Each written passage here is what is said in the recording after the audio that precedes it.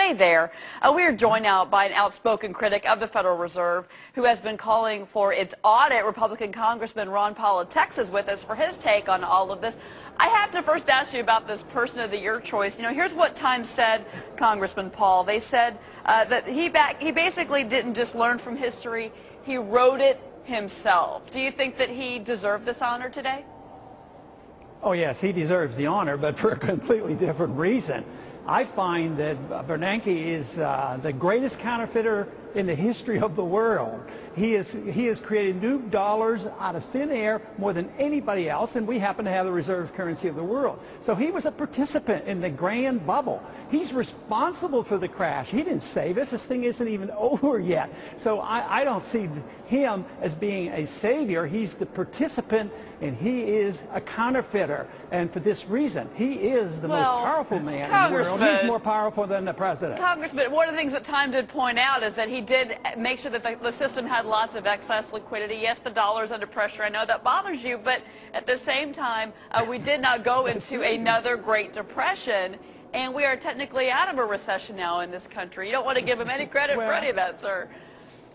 No, it's temporary, and we might be in 1931 or 32, so hold on to your chairs and hold on to your hats, because it's not over yet. And he himself, you know, he was in office for over 2.5 years before the crunch. Go back and read all his statements. He said everything is going well. Did he take over the chairmanship and say, oh, you know, Greenspan inflated too much. He created this bubble, and we need to protect ourselves and prevent a crash? No, he continued the process. He allowed the crash to occur, and then the very cause of the crash, he doubled that effort.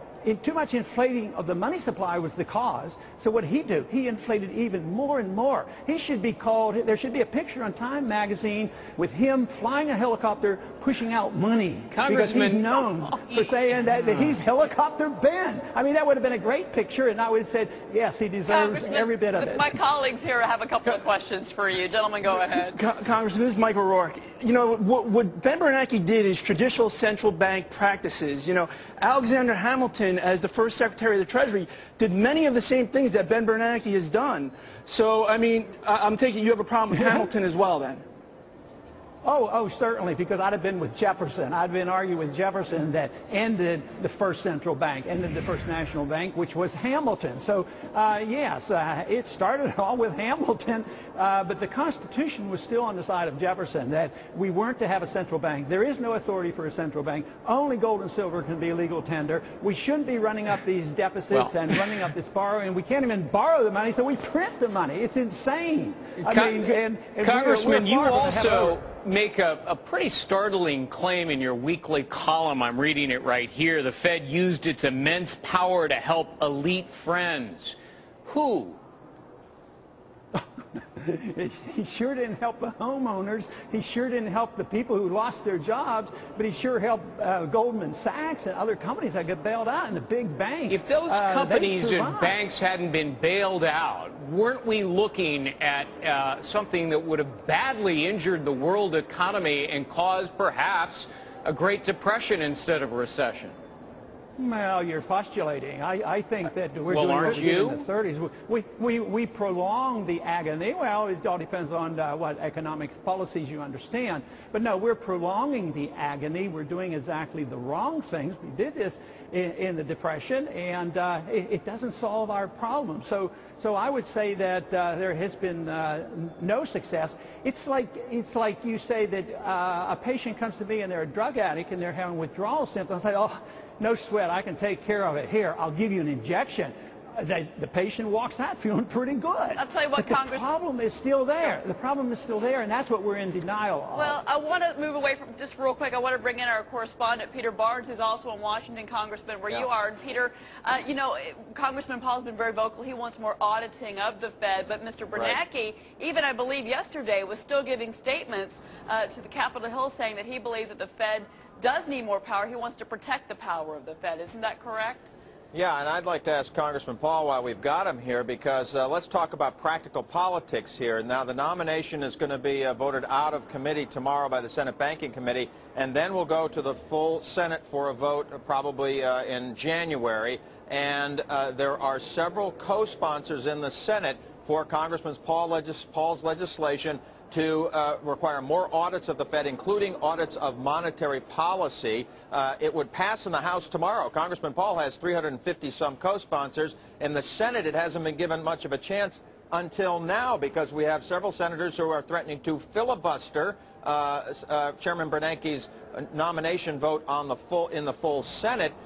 And the price of allowing the vote to go forward may be a vote on Congressman Paul's legislation in the Senate. Congressman Paul, what's the outlook? What's the outlook for his in the Senate for his legislation? Let's let him respond. Well, first off, it has already passed the House. It passed the committee, and it's in that banking bill. So the auditing the Fed is in, in the House bill.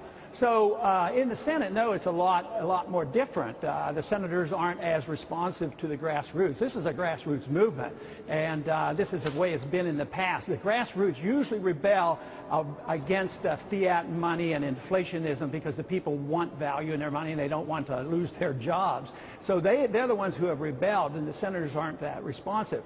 I think Bernanke will end up being nominated. If I were there, I'd vote against him. But I also make the point that that's not really the discussion. The discussion is should we have a secret bank fixing interest rate and trying to do central economic planning with no oversight of the Congress, giving us these financial bubbles. Everybody talks about Bernanke, what he did to maybe soften things a little bit as of the moment, but nobody said, how did the bubble occur? Where did the housing bubble come from? Where did the NASDAQ bubble come? Where did the stock market bubble come in 1929? It's all the Fed, and that is what we have to direct our attention to. Otherwise, we'll repeat this over and over again, but unfortunately, it won't be as easy to reflate this bubble because right now what we're going to do is work on the destruction of the dollar, and that's another problem, and it's much bigger. Congressman, we don't have a lot of time with you, but we have another question for you here in New York. Congressman, in principle, I agree with you on many issues, whereas how we got here as far as the Fed policies in the past.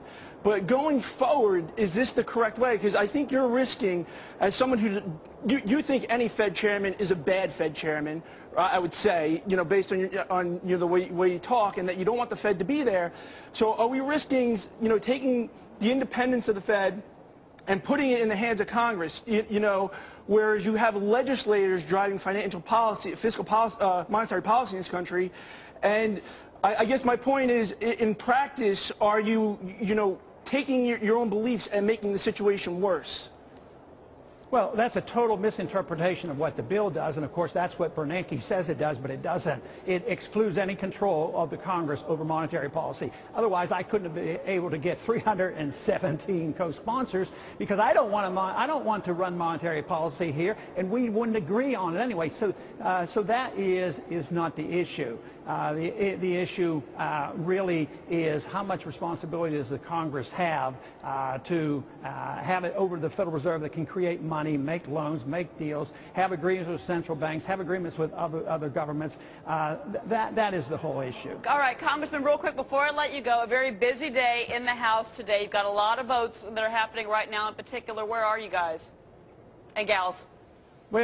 Well, right now we're just doing a lot of cleaning up. We're not yet to the medical bill. We have to do things like adjournment votes and a few things like that. Okay. But no, there'll be a lot of votes, and I suspect that we're going to be there late tonight. All right, Congressman Ron Paul from Texas. Congressman, we always love having you on Fox Business. We hope to see you again, sir. Thank you.